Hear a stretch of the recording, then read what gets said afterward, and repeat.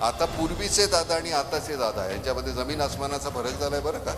दादा आता ज्यावेळी बोलतात त्यावेळी प्रत्येक शब्द विचार करून अगदी कसा वापरायचा, कसं बोलायचं, समोरच्याला कसं झाडायचं आणि ते शांतपणे कुठलाही त्रागा न करता. तर मला असं वाटतं की ही फार मोठी अचीवमेंट आहे दादांच्या आयुष्यात. मुश्रीफ साहेब,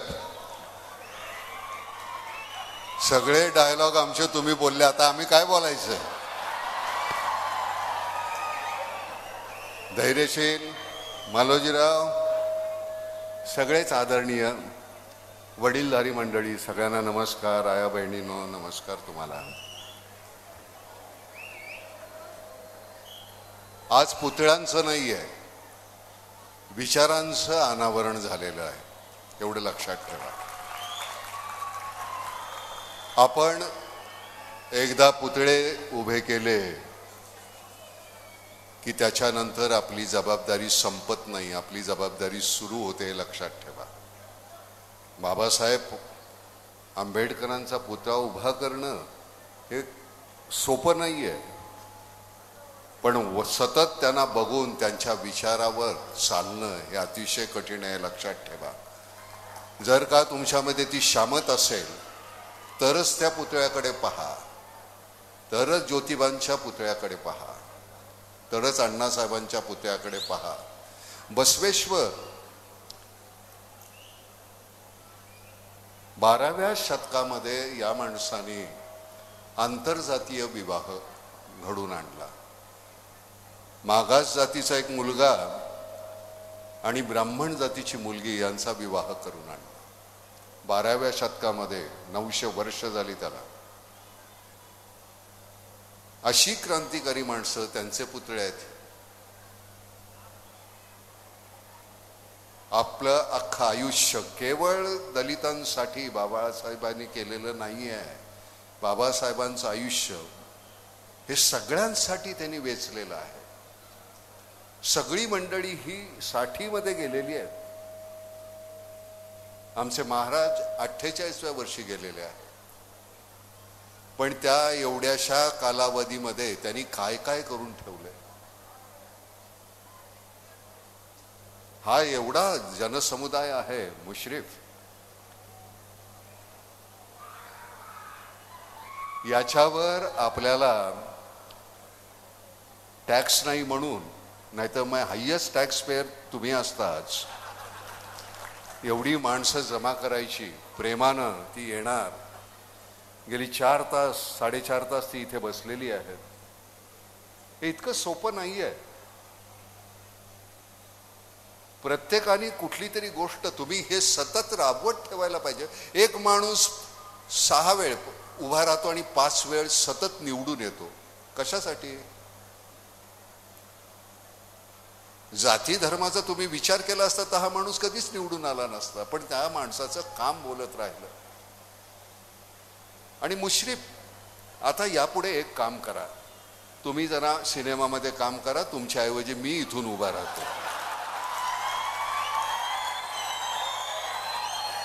कारण इतकी सुंदर डायलॉग बाजी मला जमणार नाही याच्या पुढं. थोडंसं वजन वाढून मला जमलं तर मी इथं उभा राहतो आणि तुमच्या पुण्याईवर मी पुन्हा निवडून येतो. त्याची काळजी करू नका, मी निवडून येईन. फक्त तुम्ही एक म्हणायचं, त्याला निवडून द्या. केवळ युती आघाडी आहे म्हणून नाही, पण सगळ्या पक्षाची मंडळी इथं आहे. सरतेशेवटी आम्हाला ह्या तुमच्यासाठी काम करायचं आहे. तुम्ही आम्हाला काहीतरी दिलं, मला काही देणं घेणं नाही तुम्ही कुठल्या पक्षाचे आहात. तुम्ही आम्हा सामान्य लोकांसाठी काम करता का, हा सगळ्यात महत्वाचा मुद्दा आहे. माझ्या 2 वेळच्या जेवणाची, माझ्या छपराची, माझ्या वस्त्राची मला भ्रांत आहे, तेवढं तुम्ही पूर्ण केलं. आम्ही आहोत तुमच्या मागं. आम्ही केवळ प्रेम करू जाणतो, पण म्हणून आम्हाला तुम्ही दाबू नका. तुम्ही म्हणजे कोणीही राजकारणी, मी कुठल्या पक्षाचं म्हणून म्हणत नाही. निवडून देतो त्यावेळी ही तुमची जबाबदारी आहे. निवडून आल्यानंतर आमच्या विवंचना दूर करणं आणि सातत्यानं 25 वर्ष तुम्ही करताय. ते 25 वर्ष हा छोटा कालावधी नाहीये. भ्रष्ट होण्यासाठी थोडीशी एवढीशी पॉवर पुरीशी असते. पण ते नाही झालं. मुश्रीफ तसेच राहिले. धैर्यशील सुरुवात आहे मालोजीराव, सुरुवात आहे. खूप मोठा पल्ला गाठायचा आहे आपल्याला. पण समाजभिमुख आपण झालो तर काय होऊ शकतं, तर हे मुश्रीफ होऊ शकतो माणूस. आणि हे कौतुकानं नाही बरं का. कुठलं चुकीचं वाटलं असतं तर मी मुश्रीफानं म्हटलं असतं. त्याच्यासाठी शिवी द्यावी लागत नाही, त्याच्यासाठी मोठ्याने ओरडावं लागत नाही. मगाशी तुम्ही म्हणालात गांधींचा पुतळा उभा राहायला पाहिजे. गांधींचा पुतळा आपल्या आतमध्ये असायला पाहिजे. सगळे पुतळे आतमध्ये असायला पाहिजे. पुतळे म्हणजे सत्य शेवटी काय, ते विचार आहेत. सतत त्याची तुम्हाला जाणीव होत राहावी म्हणून ते समोर असतात. पण मला ते आतमध्ये असायला पाहिजे ना. नुसते पुतळे उभे करून करणार काय. माझ्या पाया कोणीतरी पडल्यानंतर मी त्यांचा उलटा पाया पडतो, त्याचं कारण माझी लायकी नाही तेवढी. मग माझी जर लायकी असेल तर मग तुमची आहे म्हणून मी तुमच्या पाया पडणार. बरं तुम्ही एकदा पडता हो, 100 लोकांनी पाया पडल्यानंतर माझं कंबरडं जातं ना. पण मला असं वाटतं की हे करत राहावं. फार लवचिकपणा येतो तुमच्याकडे बघा. या इतक्या मंडळींचं मगाशी मी म्हटलं अरे ही एवढी माणसं आता जाणार कशी रात्र झाल्यानंतर. तर नाही, त्यांच्या जेवणा खाण्याची व्यवस्था झालेली आहे म्हणे. कमाल आहे हसनराव. एक तर हा माणूस सतत हसत असतो. हसन हे नाव त्यांचं खरंच मला इतकं योग्य वाटतं. वर चेहरा इतका गोजीरवाणा आहे. मला खरं किती छान मल्हार बघ, इतका गोजीरवाणा चेहरा आहे. तुम्हाला पूर्वी मर्फी रेडिओ माहितीये का, त्याची जाहिरात होती. तिथे ते मूल होतं, ते असं बोट ठेवलेलं. मुश्रीफांनी मॉडेलिंग केलेलं आहे त्याला. खरं सांगतो, हे त्यांनी मला आत्ता मगाशी सांगितलं हळूच कानामध्ये. मगाशी बोलत होतं तर तेच सांगितलं त्यांनी. मर्फीचं मॉडेलिंग यांनी केलेलं आहे बरं. हो खरं, मस्करी नाही. विनोद अलाईदा, आपण फार नशिबवान आहोत की आपला नशिबी असा माणूस इथे आलाय कागलमध्ये.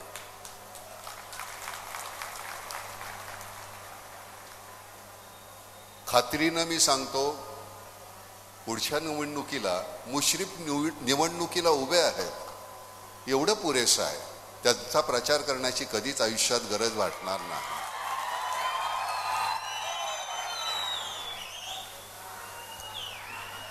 कुणीही हसनराव, हे सातत्य तुम्ही जे टिकवलेलं आहे, कुणाचीही प्रार्थना नाही तुमच्या विरुद्ध जिंकण्याची.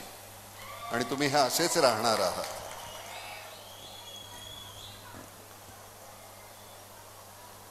आता एक मच्छर आदमी को हिजडा बना देता, यांच्यासारखं मला नाही बोलता येणार.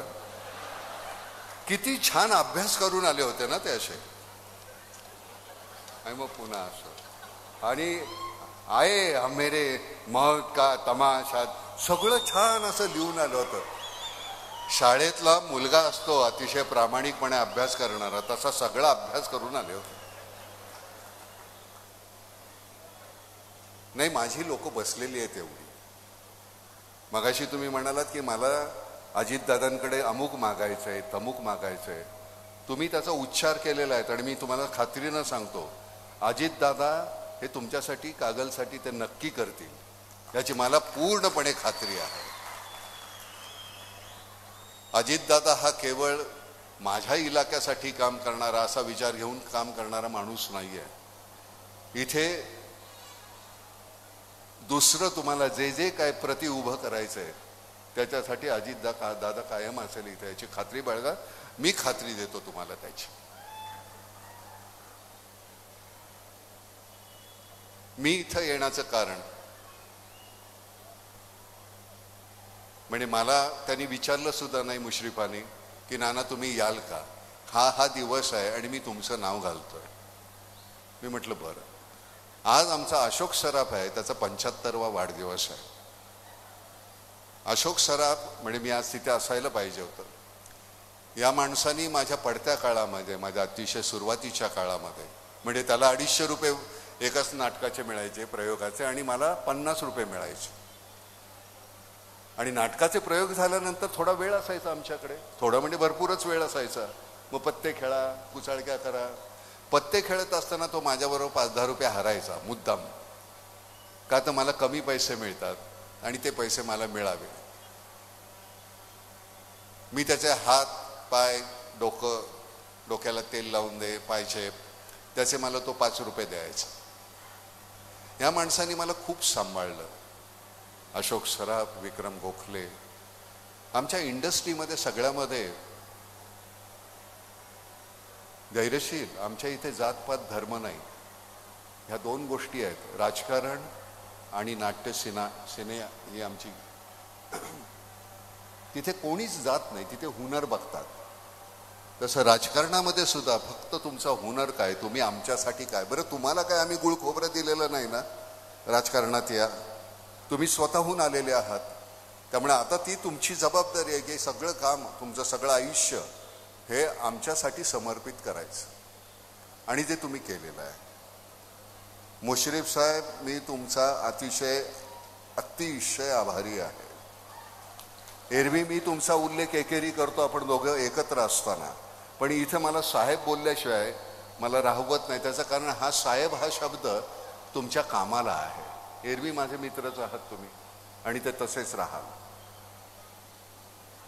इतका समुदाय पाहिल्यानंतर तुम्हाला खरं सांगू का, मला भाषण करण्यापेक्षा मला नाटक करता आलं असतं ना इथे तुमच्या समोर, त्यात जास्त मला आनंद झाला असता. म्हणजे इथं आखाड्यात यायचं आणि कुस्ती खेळायची नाही, तसं झालेलं आहे.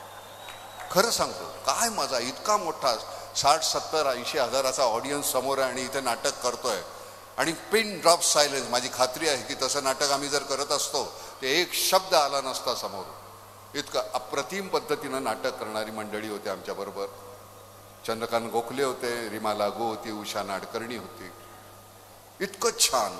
कागलमध्ये एक मोठं असं थिएटर आहे की नाही मला माहिती नाही, पण जर नसेल तर तेवढं बांधून द्या की मग नाटक करायला येतो. आणि खरं सांगतो, त्याच्यासारखा आनंद नाहीये. इथे आल्यानंतर आम्ही राजे असतो असे छानपैकी मस्त, कोणाची काही आम्हाला काही देणं घेणं नसतं. नंतर वस्त्र उतरल्यानंतर आमच्याकडे कदाचित काहीतरी विवंचना असेल, पण ती विवंचना नंतर त्या 21 तासाची 3 तास आम्ही राजे असतो इथे. आणि त्या राजा असण्यातला आनंद कमालीचा आहे. तुम्ही 5 वर्षासाठी नाही, तुम्ही राजे कधीच नव्हता. तुम्ही ह्या प्रजेचे सेवक म्हणून काम करता, त्यामुळे तुम्ही मोठे राहता. आम्हाला राजे, सेवक, नोकर प्रत्येक भूमिकेतून जाता येतं, पण तुम्ही कायम ती सेवकाची जी भूमिका स्वीकारलेली आहे त्याच्यासाठी मुश्रीफ नाईलाज आहे माझा, तुम्हाला नमस्कार करावा लागतोय. एरवी असं मला कोणाच्याबद्दल फारसं चांगलं बोलता येत नाही, कारण चांगलं फारसं बोलण्यासारखी माणसं फार कमी झालेली आहेत, त्यामुळे तो नाईलाजच आहे. पण असो, आज तुम्ही इथे बोलवलंय त्याच्याबद्दल मी खरंच तुमचा अतिशय आभारी आहे. कारण इतक्या मोठ्या अजितदादा असते तर फार जास्त मजा आली असते. त्यांची एक बोलण्याची राटणी आहे, ज्या पद्धतीनं आता परामर्श घेतात एखाद्या गोष्टीचा, एखाद्या गोष्टीबद्दल ते भाष्य करतात. आता पूर्वीचे दादा आणि आताचे दादा यांच्यामध्ये जमीन आसमानाचा फरक झालाय बरं का. दादा आता ज्यावेळी बोलतात त्यावेळी प्रत्येक शब्द विचार करून अगदी कसा वापरायचा, कसं बोलायचं, समोरच्याला कसं झाडायचं, आणि ते शांतपणे कुठलाही त्रागा न करता. तर मला असं वाटतं की ही फार मोठी अचिव्हमेंट आहे दादांच्या आयुष्यातली.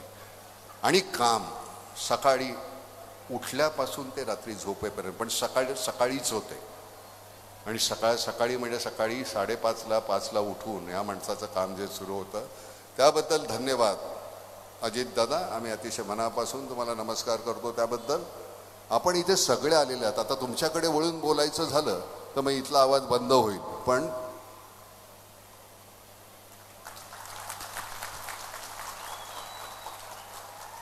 तुम्ही सगळे मान्यवर आहात. तुम्ही सगळ्यांनी तुमचं आयुष्य ह्यानं समर्पित केलेलं आहे. बदल्यात कधीतरी यश, कधीतरी अपयश. हे माझी आहेत, हे भावी आहेत, हे आत्ताचे आहेत, आजी आहेत, अशी खूपशी मंडळी आहेत. पण आजी, माझी, भावी जे काही जे असते, पण तुम्ही समर्पित केलं हे मान्य. त्यामुळे तुम्हाला सगळ्यांना नमस्कार. तुमच्या आयुष्यामध्ये आलेले चढउतार ते पेलवणं फार कठीण असतं. काल ज्यावेळी मी एखाद्या कुठल्या तरी सिंहासनावर बसलेला असतो तेव्हा या लोकांच्या ह्याच्यामध्ये त्यावेळची गोष्ट वेगळी. आणि आता मी जर समजा माझी असेल, पुन्हा तुम्ही आजी होणार आहात याच्यावर खात्री बाळगा. सरते शेवटी ते तुमच्या कामावर अवलंबून आहे. पुन्हा एकदा पुतळ्याचं रक्षण नाही, पुतळ्यांच्या विचारांचं रक्षण करणं ही तुमची जबाबदारी आहे. तेवढं केलं तर तुमचे आभारी आहोत. अतिशय फार मनानं या गोष्टी तुम्हाला शब्दात सांगता येत नाही, ते पुतळे तुम्हाला सांगणार आहेत. तेवढं जपा. पुन्हा एकदा सांगतो, आता हे काही डायलॉग बोलण्याची जागा नाही आहे. माझे सगळे डायलॉग झालेले आहे. नाही, गंमत कशी आहे माहिती आहे का, माझ्या नरड्यातून कधी डायलॉग येतच नाही. जोपर्यंत तुम्ही तिकीट काढलं नाही, तो खळ पैशाचा आवाज नाही आला ना, तोपर्यंत नरड्यातून डायलॉगच येत नाही. काय करायचं तुला खरं सांगतो. नाही, मला सांगतो ना, एक मच्छर साला एक मच्छर आदमी को हिजड़ा बना देता है. त्याचा अर्थ फार गहन आहे बरं का. हे नुसतं एक मच्छर हिजड़ा बना देता है तसं नाही. साला एक मच्छर आदमी को हिजड़ा बना देता है.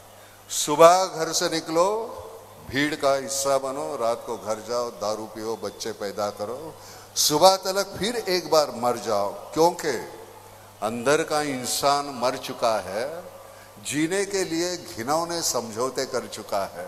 क्या करे साला एक मच्छर आदमी को हिजड़ा बना देता है.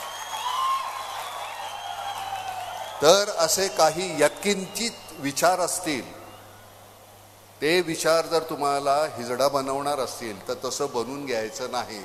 खूप पद्धतीनं असे विचार तुमच्या कानामध्ये टाकतील लोक. त्या विचारांची पायमल्ली व्हायला पाहिजे. चुकीचे विचार ऐकू नका. सरते शेवटी तुम्हाला मला एकमेकांबरोबरच राहायचं आहे, हा विचार विसरू नका. आपल्याला जात नाही, आपल्याला धर्म नाही, आपण फक्त शेजार आहे आपल्याला, आणि आपण एकमेकांचे आहोत, हे विसरू नका. मी तुमचा एक विनंती आहे. बोला. नट सम्राट मधला स्वगत नानाजी कृपया. नट सम्राट मधलं स्वगत नाही. काय होतं गोंधळ नाही. मी तुम्हाला गंमत सांगतो. काय होतं, जोपर्यंत तुम्ही मागचं विसरत नाही तोपर्यंत पुढचं पाठ करू शकत नाही. मी ज्यावेळी सिनेमा करतो, एकदा तो रिलीज झाला की त्याच्यानंतर मी तो विसरून जातो. मग मी दुसरा सिनेमा करतो. आणि तुम्हाला खरं सांगतो, मला जर आठवलं असतं, मी खरं वाटतं, कुणी घर देतं का घर, तुफान आला कोणी घर देतं का, हे मला आता खरंच नाही आठवत.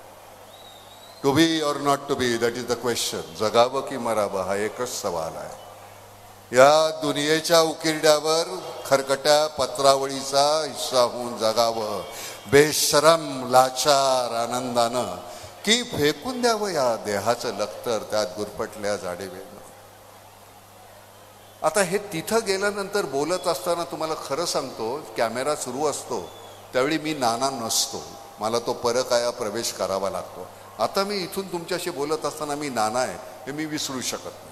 त्यामुळे तो परकाया प्रवेश करता येत नाही. या मंडळींना तो करता येतो. हसनराव, जरा इथं आलात तर बरं होईल. जरा इकडे या.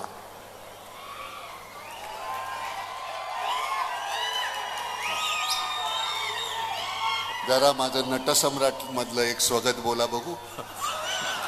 मला नाही, मी इथे एवढ्यासाठी बोलवलं की मी तुमचा अतिशय आभारी आहे. मी या जनतेच्या वतीनं मी तुम्हाला नमस्कार करू इच्छितो की आम्ही तुमचे उपकृत आहोत. तुम्ही खूप आमच्यावर उपकार केलेत.